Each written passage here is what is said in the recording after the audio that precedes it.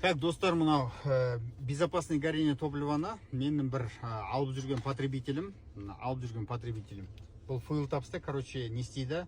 Fuel Taps'та алады да, бір источник мастерге береді. Ол мастер не істейді? Эксперимент жасайды ғой, я өзі жасап жатқан, ремонттап жатқан машинаның багын сливать етіп, бензинін полностью сливать етеді да. Сол бензин, и то қараңыздар, ол машина чисто 95 пен ғана жүрген машина екен. Сол 95-ші бензинді баклажкаға сливать етеді да, бір баклажкасына Fuel Taps салып қояды, бір баклажкасына Fuel Taps салмайды. Енді сол роликті қараңыздаршы, маған сенбейтін болсаңыздар. Блин, мына Fuel Taps деген что творит на Fuel Taps деген өте керемет таблетка екенін тағы да бір көз жеткіземіз. Таке, короче, қай заправканың атын айтпай қойым, бірақ маған айтты. Анти-реклама болмай қойсын. 95 қара, короче, мында бір жігітке тастайым. Мында тастайым.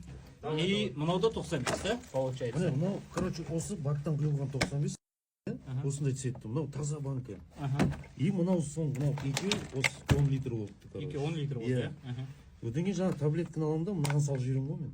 Лақтыр жібересің. Мынаған лақтыр жіберем да, 2 күн мынау тұрады. 2 күн тұрады, 2 күн тұрады, мынаған қара қандай цветі результат. өзгерді, разница. Міне. Екеуі бір жерден шыққан бензин ғой, бактан Бір шыққан. бактан шықты екеуі, бір бензин. Строго 95 құйып жүрген. Атын айтпай қойын, антиреклама болмай қойсын. Анау мынау демей қойсын, короче. Таке түсіндің ғой, В общем, таблетка что творит?